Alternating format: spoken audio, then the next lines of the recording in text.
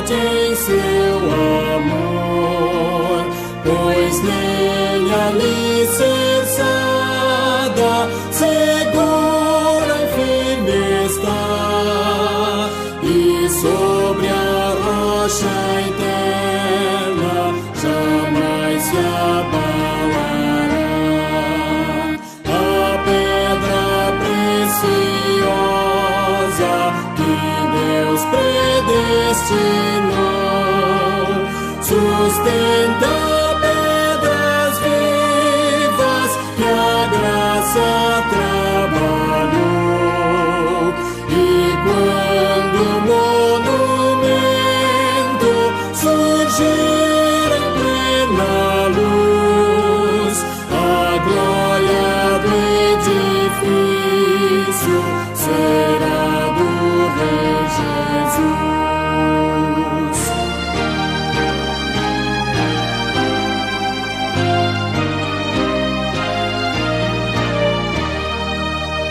Neste edifício santo que visa o teu louvor, esteja a tua bênção, rogamos-te, Senhor, e muitos pecadores aqui em contrição se tornem templos santos de tua habitação.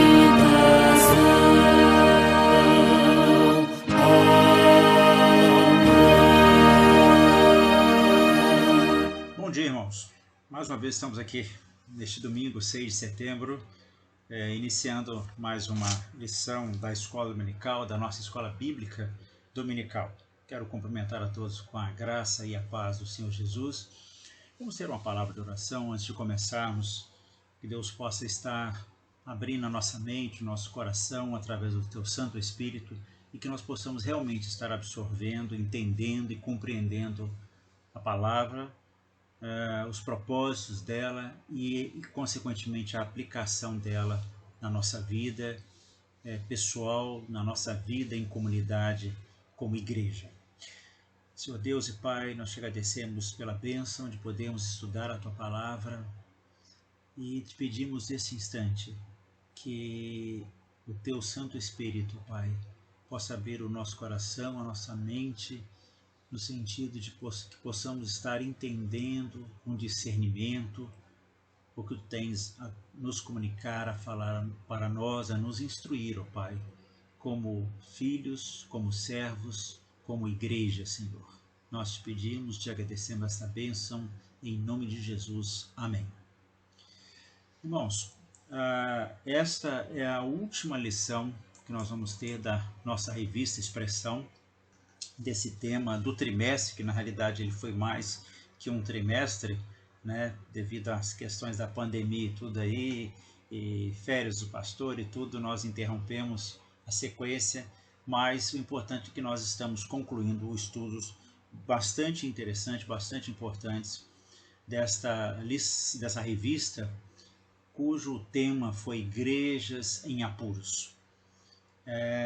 O objetivo foi mostrar, através do estudo das 7 igrejas ao Apocalipse, e depois mais 4 textos, nós estamos culminando com este, aspectos, problemas, dificuldades que a igreja primitiva passou, mas que também isso vem se repetindo ao longo da história do cristianismo, ao longo da história da igreja, considerando que a igreja, como instituição humana, formada de homens e mulheres imperfeitos, pecadores, são passíveis de alguma forma, cometerem erros, desvios, pecados, prejudicando assim o propósito maior da igreja como instituição divina, como instituição criada e instituída pelo Senhor Jesus.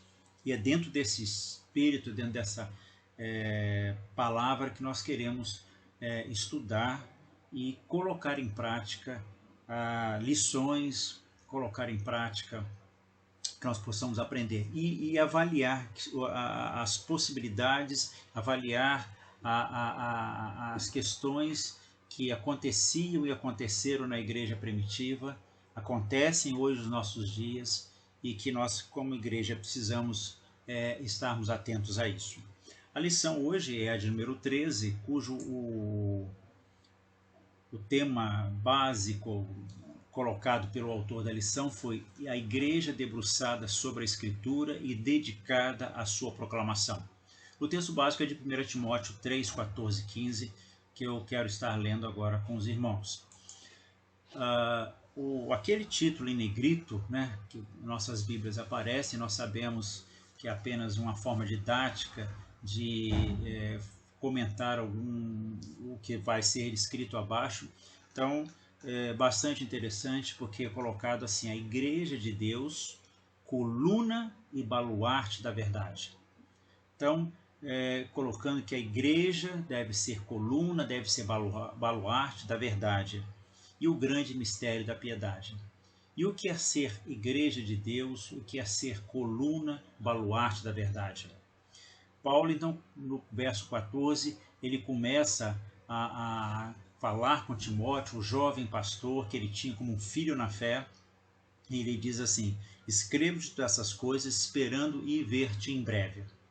E aí no verso 15 ele diz: para que se eu tardar, fiques ciente de como se deve proceder na casa de Deus, que é a igreja do Deus vivo, coluna e baluarte da verdade. Mas eu queria começar a nossa exposição tecendo alguns comentários com relação a essa carta de Paulo a Timóteo.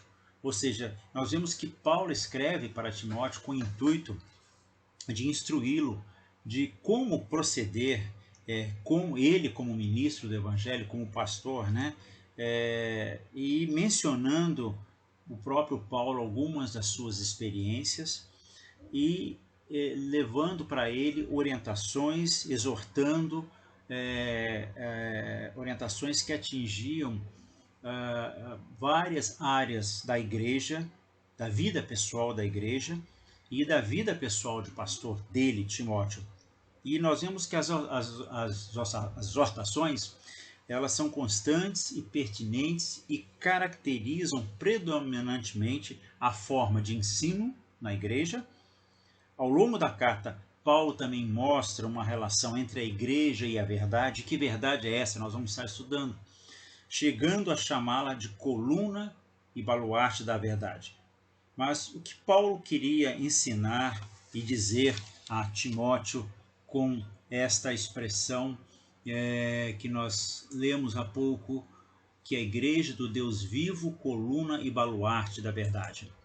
E eu queria então começar pelo capítulo 1 dessa mesma carta de Timóteo, quando Paulo se apresenta, e como em outras cartas também, como apóstolo de Cristo Jesus. Haja vista que Paulo, até pelo seu histórico de ter sido um perseguidor da igreja, né, de perseguidor passou a ser perseguido, mas ele tinha em algumas situações de colocar, e eu diria até de impor, que ele era realmente, havia um chamamento dele, Paulo, pelo Senhor Jesus, e como apóstolo, então, chamando a ele a autoridade de líder da igreja, de pastor e de apóstolo.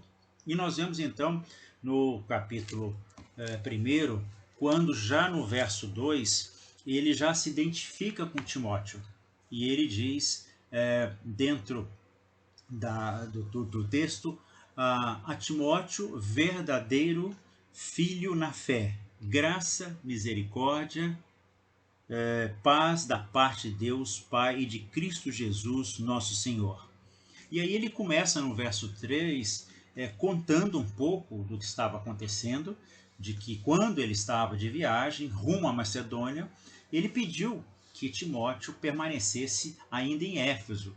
E qual era o objetivo? Ele tinha um objetivo para isso, para que Timóteo pudesse admoestar a certas pessoas. Então, aqui nós já começamos, Paulo começa a esmiuçar, a dar detalhes, ou seja, do pensamento, da mensagem que ele queria levar para Timóteo transmitisse essa carta, esses ensinamentos aos irmãos da igreja de Éfeso. Então ele diz, para admoestares a certas pessoas, a fim de que não ensinem outra doutrina. Então havia havia o conhecimento de Paulo de que outras doutrinas estavam sendo pregadas, havia um desvio, ou seja, da doutrina certa, correta, e Paulo se preocupava com isso. Então, nesse aspecto, ele vai falar ao pastor, ao líder da igreja, para que ele pudesse estar orientando aqueles demais. E Paulo vai um pouco mais além quando diz assim, a fim de que não ensinem outra doutrina, nem se ocupem com fábulas e genealogias sem fim, que antes promovem discussões do que o serviço de Deus na fé. Essas fábulas, havia histórias, tradições dos personagens do Antigo Testamento em que às vezes se falavam coisas acerca deles, mas sem nenhuma base ou doutrina bíblica, e Paulo tem esse cuidado de estar alertando, detalhando inclusive esse problema que estava acontecendo lá na igreja, e inclusive com a preocupação do que? De discussões vazias, discussões que faziam separação, discussões que de alguma forma poderia muitas vezes estar dividindo a igreja, irmãos se ferindo, se magoando por conta dessas discussões e que preterindo, ou seja, o serviço de Deus e na fé. Mas, continuando ainda a nossa exposição, então nós vemos, deixa eu só pegar aqui, e aí o verso 6 vai falar o seguinte, dando continuidade ao texto, quando ele diz, desviando-se algumas pessoas destas coisas, perderam-se em loquacidade frívola, ou seja, discussões inúteis. Então, mais uma vez aqui nesse texto, Paulo chama a atenção que havia alguns, não eram todos, né, mas que estavam se perdendo. E aí o pior acontecia, porque além de se perderem nessas discussões inúteis, ele leva ao conhecimento de Timóteo que havia alguns que se pretendiam passar por mestres da lei, ou seja, pretendendo passar por mestres da lei, não compreendendo todavia nem o que dizem, nem os assuntos sobre os quais fazem ousadas asseverações. Ou seja, alguns lá estavam querendo passar por doutos da lei, doutores da lei, por mestres, mas eles não compreendiam nem o que falavam. E sobre, inclusive, algumas asseverações, ou seja, que eles colocavam para aqueles ali que participavam da comunidade local. E aí, no verso 18 ainda do capítulo 1, nós vemos que Paulo então vai chamar a responsabilidade de Timóteo quando diz, este é o dever de que te encarrego.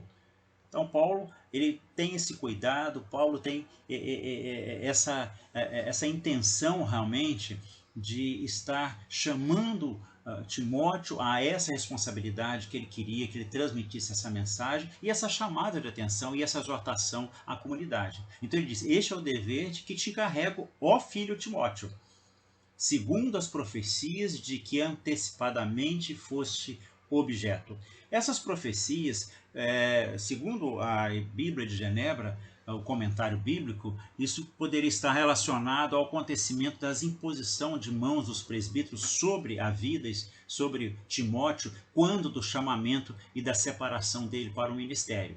E aí ele diz então, segundo essas profecias, ou seja, o que havia quando ele tinha sido consagrado, né, de que antecipadamente fosse objeto, então da imposição de mãos, do chamamento separado para o ministério, e o combate, e aí além dele dizer te encarrego, ele vai falar combate, firmado nelas o bom combate. E inclusive usa de uma expressão de redundância aí, combate, firmado nelas o bom combate. no verso 19, e aí ele vai trazer também a necessidade que tivesse o quê? A fé, mantendo a fé e boa consciência, porquanto alguns, tendo rejeitado a boa consciência, vieram a naufragar na fé. Observe, então, como Paulo, muitas vezes, ele até é repetitivo na sua fala, mas a gente percebe que ele queria realmente tocar, falar diretamente, que pudesse estar entendendo. Eu acho, a impressão que a gente tem quando a gente lê o texto bíblico é que Paulo, ele era detalhista, ele queria ser repetitivo muitas vezes para que as pessoas caíssem no jargão hoje popular a ficha. Então ele se mantendo fé e boa consciência, por conta alguns tendo rejeitado a boa consciência, vieram a naufragar na fé. Esses aqui, alguns, possivelmente ele está se referindo a dois membros que nós vemos no verso 20, ainda, do capítulo 1, quando ele diz: e dentre esses se contam Himeneu e Alexandre, os quais entreguei a Satanás para serem castigados, a fim de não mais blasfemarem. E quando ele usa essa expressão, os quais entreguei a Satanás, possivelmente porque eles tinham sido expulsos, ou seja, do convívio, da comunhão da igreja, e tinham voltado ao mundo. Então daí Paulo colocar dentro desse linguajar e dessa fala, quando ele se refere àqueles que haviam rejeitado a boa consciência e vieram, inclusive, a naufragar na fé. Dando continuidade ainda, no capítulo 2 agora, dessa mesma carta, Paulo começa novamente, dando sequência, né? Ele é repetitivo, ele antes de tudo, pois, exorto que se use o quê? A prática de súplicas e orações. Então, nós vimos há pouco que ele chama a que eles pudessem estar agindo em fé, com fé. E aqui agora ele coloca: antes de tudo, pois exorto que se use a prática de súplicas, orações, intercessões, ações de graça em favor dos homens, em favor dos reis, de todos que se acham investidos de autoridade, para que vivamos vida tranquila e mansa, com toda piedade e respeito. Observem, irmãos, quando a gente começa a ler, e às vezes se a gente faz uma leitura rápida, a gente às vezes até não tem uma consciência bem exata do que o texto está falando. E quando a gente observa aqui que a prática de súplicas, de orações, de intercessões, ações de graça, em favor de quem? Dos homens. Mas de quais homens aqui que logo a seguir ele vai enumerar, vai elencar?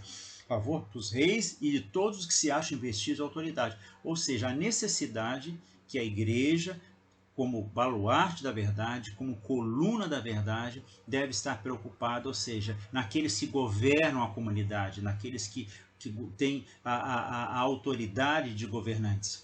Para que haja o quê? Para que vivam uma vida tranquila e mansa, ou seja, uma comunidade que ora, uma comunidade que intercede pelos seus governantes, pode almejar, de certa forma, que esses governantes, fruto dessa oração, fruto dessas intercessões, eles possam estar governando com de alguma forma, temor de Deus, se eles assim forem tocados, né? Forem ser evangelizados, forem terem conhecimento de Deus, mas que Deus possa, de alguma forma, dentro da sua do seu plano, da sua soberania, possa estar agindo na vida desses homens, para que vivamos vida tranquila e mansa, com toda piedade e respeito. E aí no verso 3, no capítulo 2, ele diz: isto é bom e aceitável diante de Deus, nosso Salvador, o qual deseja que todos os homens sejam salvos e cheguem ao pleno conhecimento da verdade. Então, Paulo colocando isso de forma que o projeto de Deus, o João 3,16, quando nos diz: porque Deus amou o mundo de tal maneira que deu seu Filho unigênito para que todo que nele cresce não perecesse, mas tivesse vida eterna, está dentro desse conceito aí, o qual deseja que todos os homens sejam salvos e cheguem ao pleno conhecimento da verdade. E aí Paulo diz: porquanto há um só Deus e um só mediador entre Deus e os homens, Cristo Jesus, homem, Então, ele é enfático, coloca a ação remidora, única, exclusiva da ação de Cristo na vida dos homens, no sentido de estarem se voltando para Deus. Isso aí é que nós vemos até o versículo 5 do capítulo 2.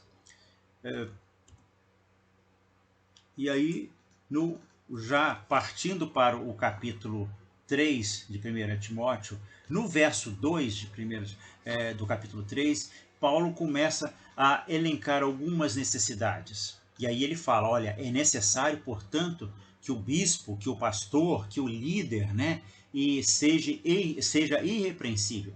Irmãos, muitas vezes a gente lê isso aí e a gente tem talvez a ideia de que isso aí é uma obrigação, é uma necessidade só do pastor, do presbítero, do diácono, da liderança, mas nós cremos que isso aí é falado de uma forma mais objetiva para aqueles que lideram, porque tem uma responsabilidade maior, mas isso também é para qualquer um de nós. Não precisamos ser pastores, presbíteros, para que possamos ter como meta, como propósito de vida, quando ele diz, é necessário, portanto, que o bispo seja irrepreensível, esposo de uma só mulher, temperante, sóbrio, modesto, hospitaleiro, apto para ensinar.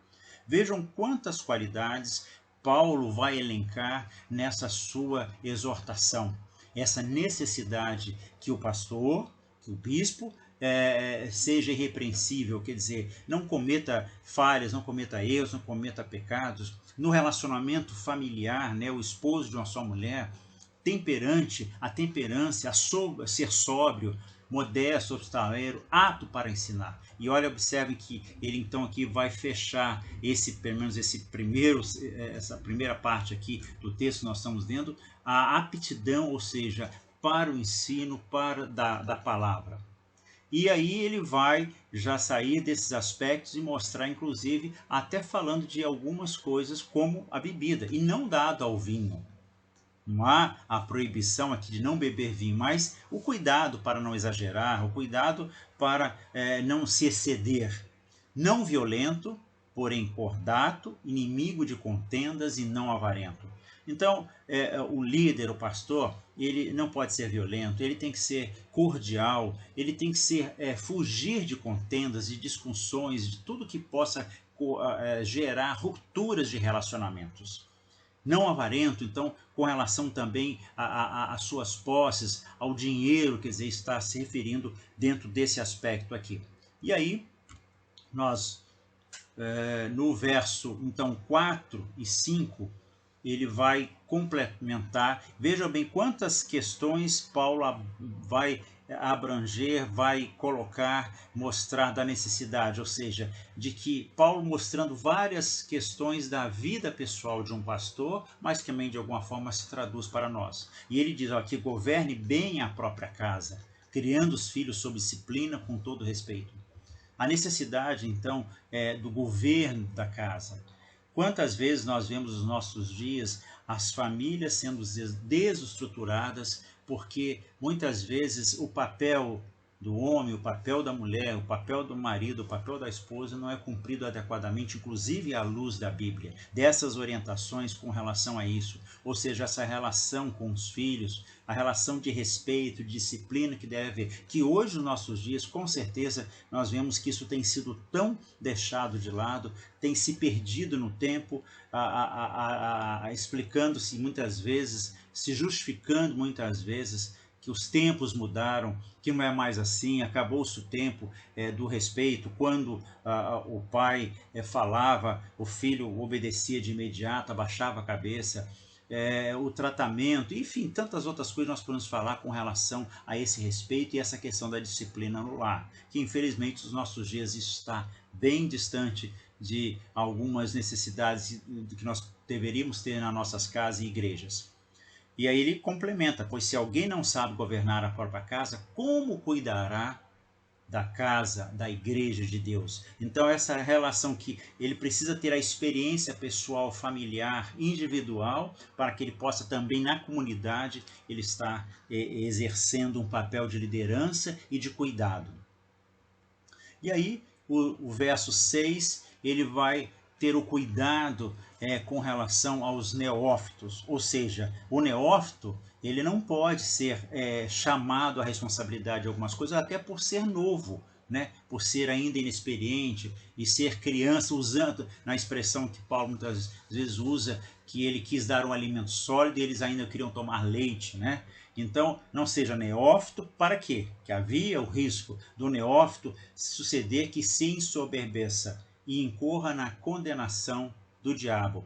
Ou seja, essa soberba aí, muitas vezes, e a gente tem observado durante um tempo, agora eu pelo menos não tenho visto, mas há um tempo atrás, alguns anos atrás, muitas igrejas, quando às vezes um artista, um jogador de futebol, alguma coisa assim se convertia, e o indivíduo era bem novo ainda na fé, embora professasse a sua fé, etc., e já levava ele, esse jogador, esse artista, essa pessoa, essa personalidade para estar pregando e dando testemunho, etc. E muitas vezes esse neófito, que não tinha ainda essa base bíblica, essa consciência da palavra, muitas vezes subia a cabeça achando que já eram mestres, e como nós vimos logo anteriormente ao texto, aqueles que muitas vezes se dizem mestres. Então, esse cuidado Paulo ele leva para Timóteo também. E aí no verso 7 ele diz, pelo contrário, é necessário que ele tenha bom testemunho dos de fora, a fim de não cair no opróbrio e no laço do diabo. Então, todas essas questões são levadas por Paulo a Timóteo. E aí no verso 14, ele mais uma vez ele vai dizer, escrevo-te estas coisas esperando ir ver-te em breve, para que se eu tardar, fique ciente como deve proceder na casa de Deus. Então, que é o texto básico da nossa lição hoje, Paulo tinha essa preocupação, queria estar presente pessoalmente com Timóteo. E ele falou, se eu tardar, eu quero que você fique ciente, você tenha consciência, que isso fique armazenado no seu coração, na sua mente. E de forma enfática ele diz, a igreja do Deus vivo é coluna e baluarte da verdade. E aí no verso 16 ele vai dizer, evidentemente, grande é o mistério. Que mistério? O mistério da piedade. E quando nós falamos muitas vezes de piedade, o contexto aí não tem a ver com pena, com alguma coisa assim, mas no sentido da devoção e do temor a Deus. Ou seja, aquele que foi manifestado na carne, foi justificado em espírito, contemplado por anjos, pregado entre os gentios, crido no mundo, recebido na glória. Esse texto, quando a gente lê assim, ele parece um pouco confuso, mas ele está se referindo ao Senhor Jesus. Então, aquele que foi manifestado na carne, justificado em espírito e contemplado por anjos, pregado entre os gentios e crido no mundo e recebido na glória. Mas, depois dessa palavra com Timóteo, Paulo ainda, no capítulo 4, então, ele começa a colocar alguma coisa com relação também que a necessidade de Timóteo tinha, expondo essas coisas aos irmãos, ele seria o quê? Um bom ministro de Cristo Jesus, alimentando com as palavras da fé e da boa doutrina que tem seguido. Mas rejeita as fábulas, novamente ele volta então ao assunto das fábulas. Vocês observem que Paulo no texto, ele é cuidadoso, ele é repetitivo muitas vezes, no sentido de que a mensagem fosse realmente fixada, fosse entendida, né? Então ele diz, olha, mas rejeita as fábulas profanas e das de velhas caducas, exercita-te pessoalmente na piedade. Pois o exercício físico para pouco é proveitoso, mas a piedade para tudo é proveitosa, porque tem a promessa da vida que agora é e da que há de ser.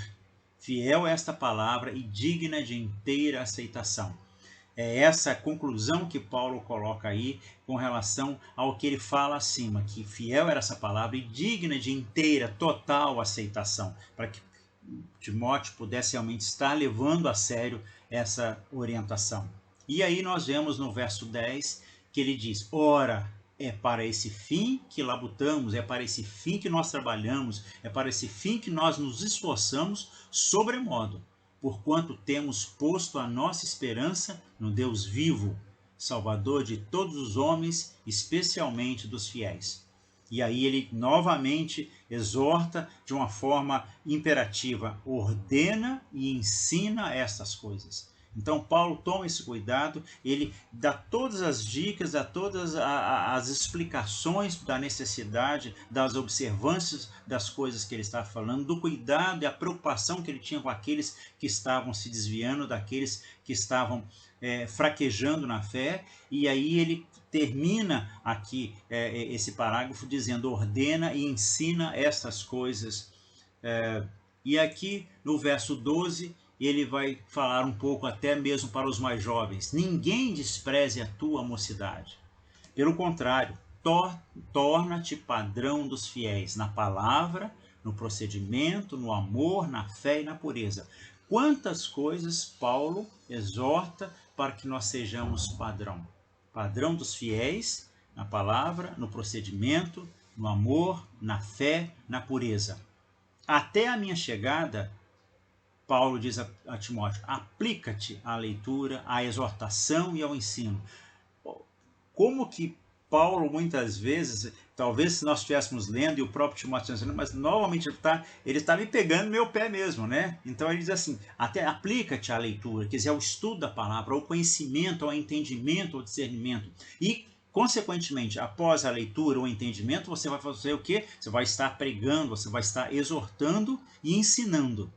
E aí ele fala novamente: não te faças negligentes para com o dom que há em ti, ao qual te foi concedido mediante profecia, com a imposição das mãos do presbitério. Por isso que lá atrás, quando ele falou que ele não esquecesse, ou seja, da profecia que tinha sido feita acerca da vida dele, estava referindo-se a essa imposição de mãos.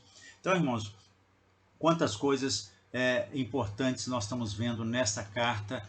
E aí no verso 15 nós vemos: medita estas coisas e nelas ser diligente, para que o teu progresso a todos seja manifesto. Novamente ele diz: você tem que meditar, você tem que estudar, você tem que ler, você tem que se apegar, ser diligente, ser cuidadoso, ter discernimento. Para quê? Para que o progresso do ministério de Timóteo, da vida de Timóteo, pudesse ser manifesto. E aí ele diz: olha, mas cuida de ti, tem cuidado de ti mesmo e da doutrina. Quer dizer, aquele cuidado com a vida dele, com o exemplo, com o testemunho, com tudo que ele podia fazer, mas que ele tinha que ter cuidado também com a doutrina. Continua nestes deveres, porque fazendo assim salvarás tanto a ti mesmo como a teus ouvintes. Então, toda essa preocupação de Paulo com relação a isso. E aí, eu quero concluir voltando ao texto base, que quando Paulo volta a chamar a atenção de Timóteo com relação a todas essas exortações e essas orientações, ele está preocupado com a igreja como um todo. Então, fique ciente de como se deve proceder na casa de Deus. E aqui esse proceder na casa de Deus não tem a ver com o templo propriamente dito, não tem a ver com o que se faz dentro do templo, mas é num sentido mais amplo, que a igreja, o corpo de Cristo, num sentido mais amplo da comunhão dos santos. Então, nessa comunhão dos santos, nesse corpo, nessa igreja do Deus vivo, a igreja, coluna que deve ser coluna e baluarte da verdade. É dentro desses princípios que Paulo está preocupado com aqueles que estavam naufragando na fé, e que o objetivo é que a igreja todos fossem colunas, fossem baluartes da verdade, que é a pregação do evangelho. Irmãos, nós vivemos num tempo muito difícil. A todo instante nós vemos, principalmente se formos falar da igreja, a instituição humana que nós vemos, testemunhos muito ruins, testemunhos muito tristes. Foi motivo de matéria da mídia, da televisão, de jornais, revistas. Recentemente, o caso daqueles casal, ele pastor e ela pastora, não sei dizer qual a igreja, e o assassinato do pastor, o envolvimento com escândalos de ordem sexual e tudo. E isso, de alguma forma, por mais que pareça, pode muitas vezes afetar a vida e o testemunho da igreja. E tantos outros exemplos que nós estamos vendo aqui. Como igreja, precisamos estar atento a todas essas exortações, a todos esses cuidados que Paulo transmite a Timóteo, mas que, em última análise, está transmitindo a cada um de nós. Que nós possamos ser e fazer parte dessa igreja do Deus vivo, que tenhamos consciência disto e que sejamos cada um coluna e baluarte da verdade, para que juntos, como comunidade, como comunhão dos santos, como povo escolhido e propriedade exclusiva de Deus, nós possamos estar dignificando e glorificando a Deus com as nossas vidas. Que Deus assim nos abençoe e que nos dê uma boa semana de vitórias. Amém.